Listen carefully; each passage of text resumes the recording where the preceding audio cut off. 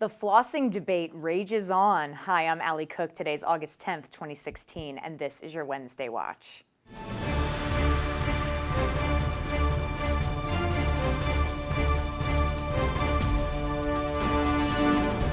Here's today's dental news.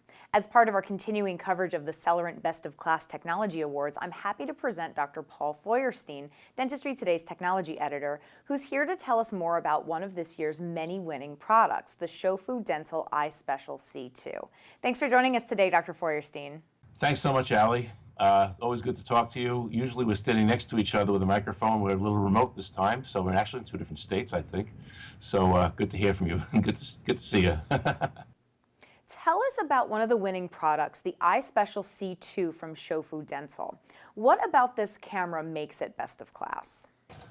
When we were looking at cameras, first we looked at intraoral cameras, and we looked at standard handheld SLR camera type things. And basically in the dental office, we're constantly taking images. When we want to take a picture of one or two teeth, we use an intraoral camera. They're easy to use, they're right at their fingertips, they're disinfectable, and that's pretty simple. But when you have to take a full face or take pictures of full arches, you can't really use an intraoral camera, so you have to go to a large format camera. I'll use the term SLR because that's just a generic term.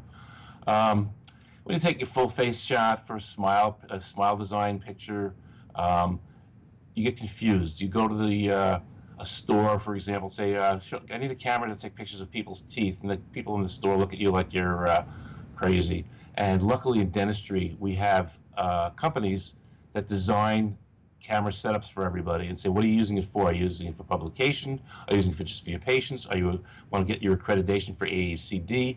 So the companies sit there and help you out and say, well, you need this body and this lens and this Nikon this and this Canon that and this type of a flash.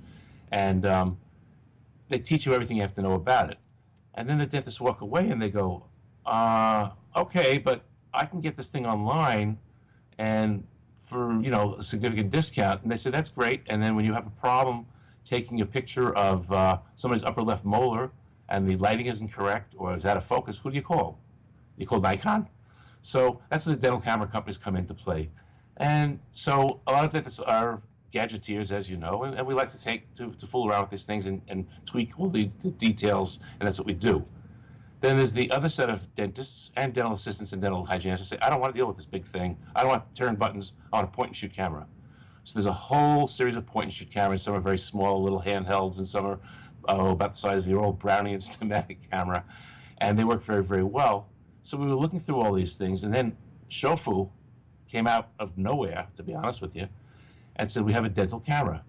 And I said, what do you mean by a dental camera? They said, well, we designed the camera from the ground up for dentists.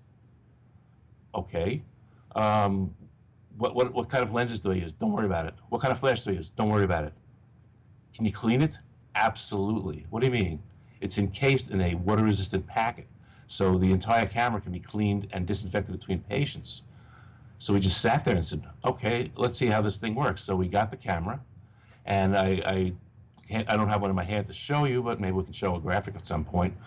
And we looked at the camera and said, wow, it's very easy to hold, very easy to manage.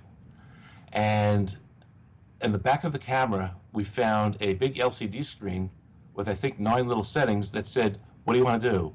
Full arch, full mouth, mirror shot, close-up of a quadrant, take a picture of a lesion, and something I'll discuss at the very end, taking shade pictures. And we just looked at this thing, and it was a no-brainer. Every picture we took was perfect. There's an anti-shake in it. It's autofocus. You don't have to worry about the flash because the flash is determined by what you're doing, what type of picture you're taking. We just couldn't get over the features of the camera. It was just unbelievable. I would say, if you wanted to say what is it exactly, I'd say it's a point-and-shoot camera, but it's a little advanced. Is it going to sit there and stand next to the Nikons and the Canons of the world? Side by side, probably not, but it depends what you're using it for. And if I have to take a picture of a lesion to send to a surgeon, take a shade picture for my laboratory, do a smile design, it's absolutely perfect. You mentioned shade matching. Tell us more about that. It says shade mode. And so what is that? I said, try it. When you take a shade, a lot of times we'll take a photograph of teeth and we want the lab to look at the adjacent teeth, or we want the lab to look at a picture of the patient's mouth with a shade tab in it.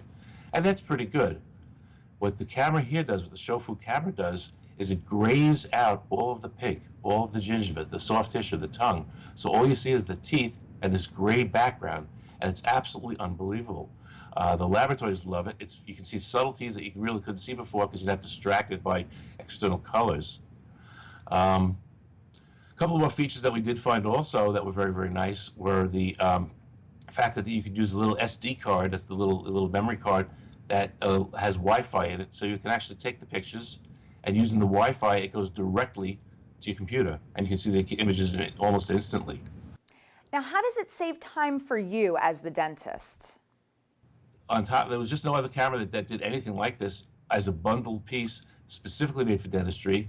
And in my own office, what we've done is I don't take a lot of the pictures. I have my staff take the pictures. I have the assistants take the pictures, the hygienists take the pictures, the front desk takes the pictures, and there's nothing to do. You just aim it, push a button, say, what am I taking? Take the picture. Fantastic. Thanks for joining us today, Dr. Feuerstein. Thanks again, Allie. It's always a pleasure to talk to you. And again, it's a pleasure to talk about something that's such an unusual product and a very, very good product and a real best-of-class product. Coming up, the debate over flossing rages on.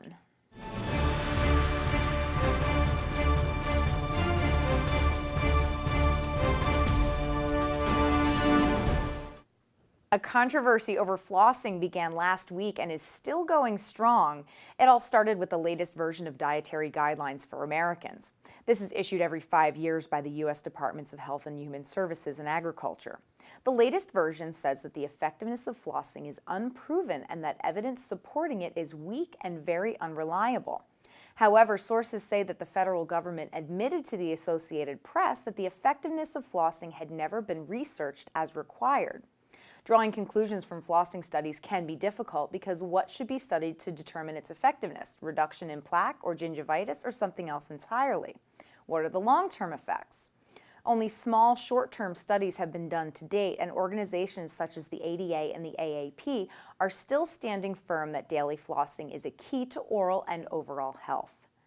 Thanks for checking out the Wednesday Watch. Stay tuned next week with more news from Dentistry Today and DNN.